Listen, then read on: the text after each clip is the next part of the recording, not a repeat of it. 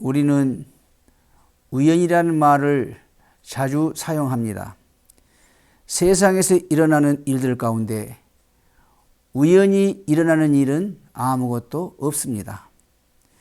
우리가 걸어가는 길 배후에는 우리를 이끄시는 분이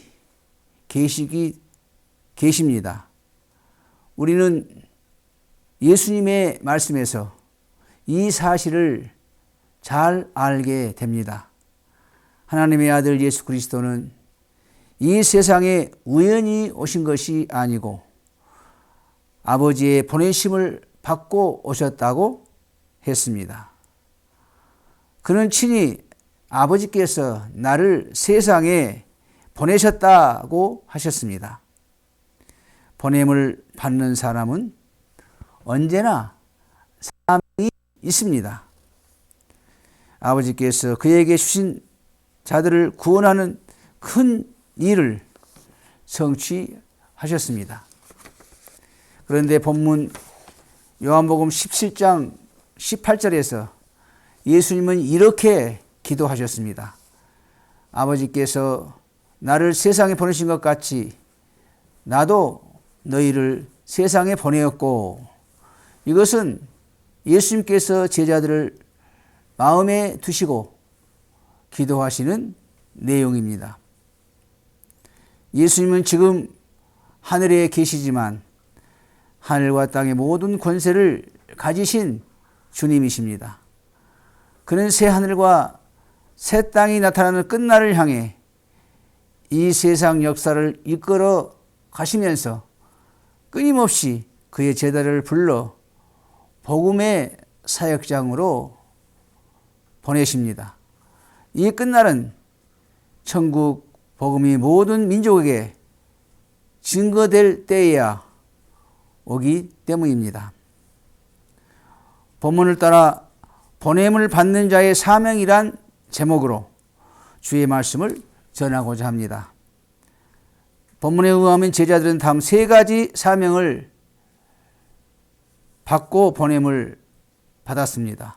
첫째, 아버지의 뜻을 행하기 위해서입니다. 둘째, 섬기기 위해서입니다. 셋째, 이 세상에서 증인이 되기 위해서입니다.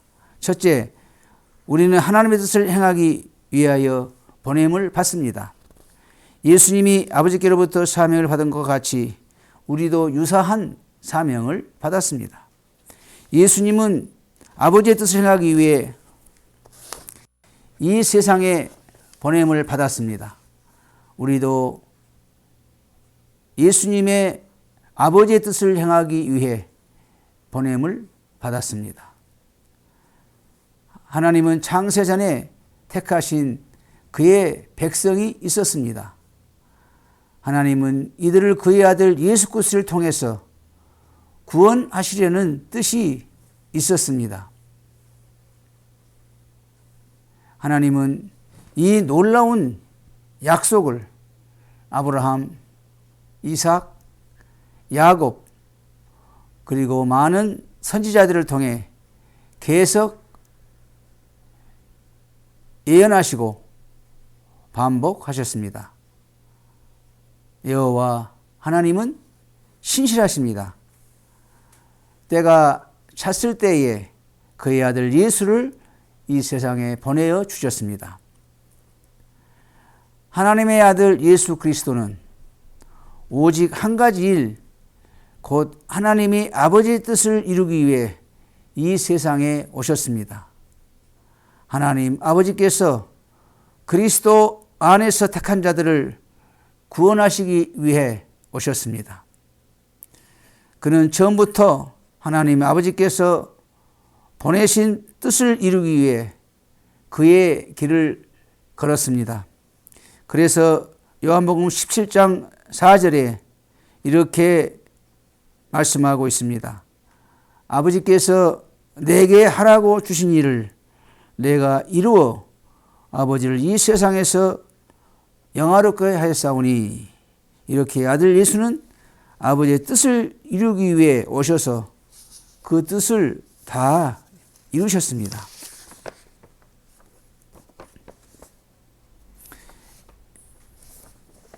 우리는 예수께로부터 받은 사명이 있습니다. 우리는 이 세상에 보냄을 받은 예수 그리스도의 종들입니다. 우리는 예수님의 단순한 종 이상입니다.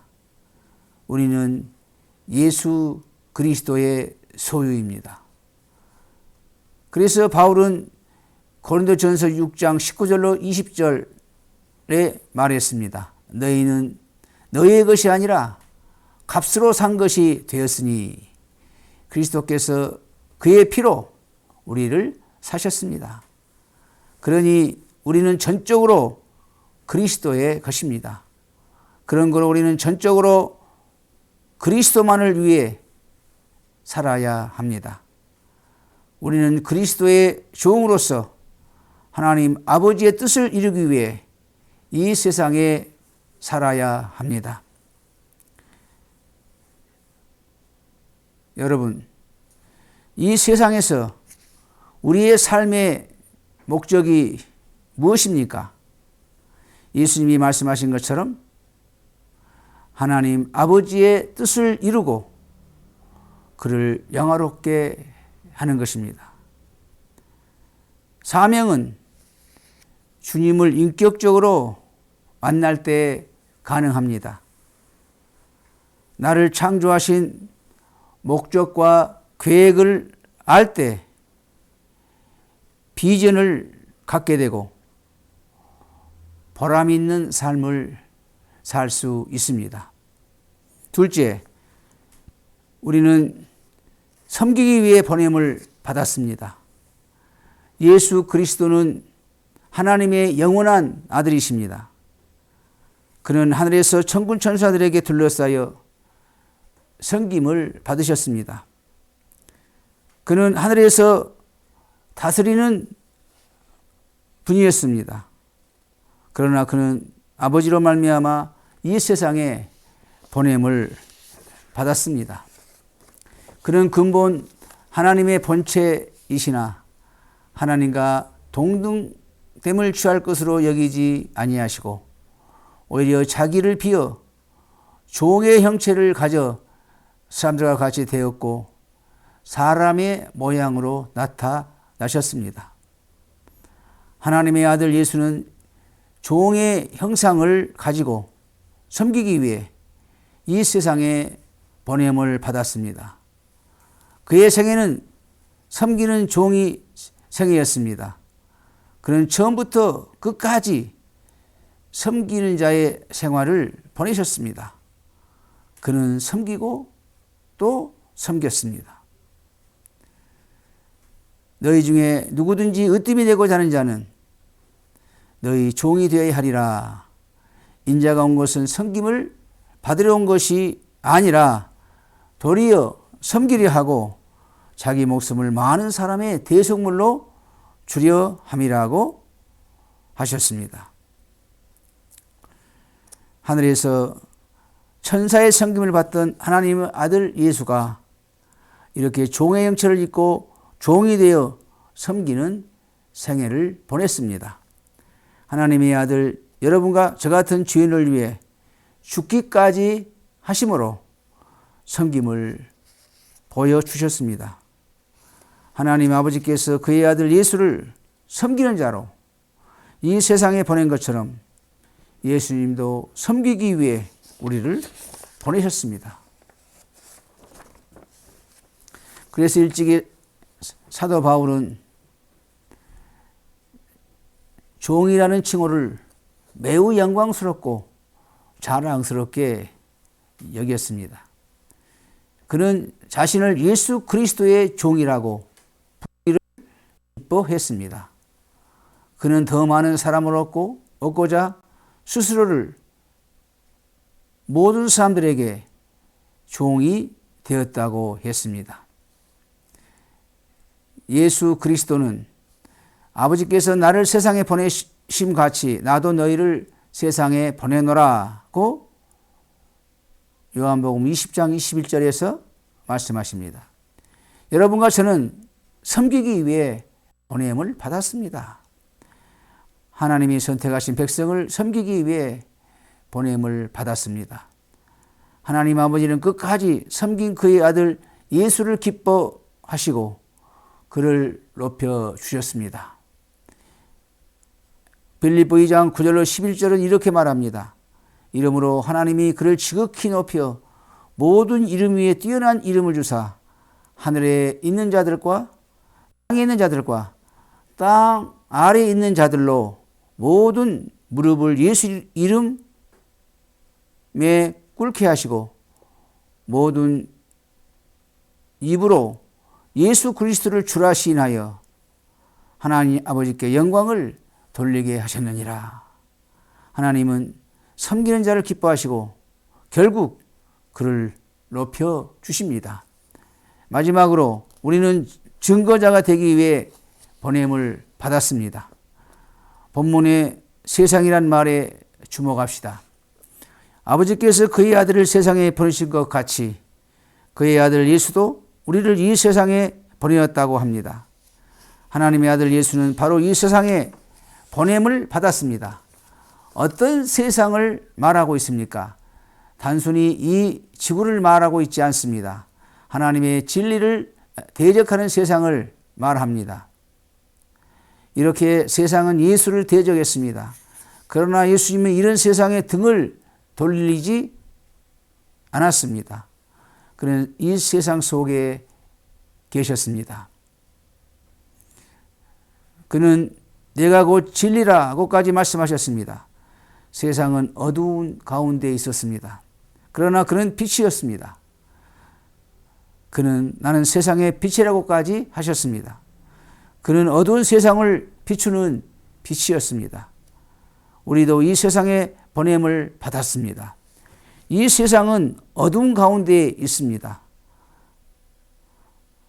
어떤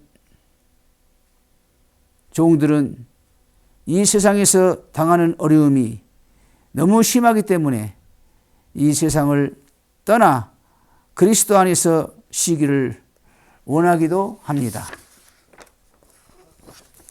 바울도 고난 중에 있을 때에 이 세상을 떠나서 그리스도와 함께 있을 욕망을 매우 강하게 가졌습니다. 그러나 예수님은 이들의 소원을 들어주시지 않았습니다. 왜냐하면 주님께서 친히 이들을 보내셨고 이들이 세상에서 이루어야 할 사명을 가졌기 때문입니다. 15절에 예수님은 이렇게 기도하십니다. 내가 비옵는 것은 저희를 세상에서 데려가시기를 위함이 아니요 오직 악에 빠지지 않게 보존하기를 위하심이라. 왜 예수님은 이렇게 기도하십니까? 왜 그의 종들이 이 세상에 있기를 위해 기도하셨습니까?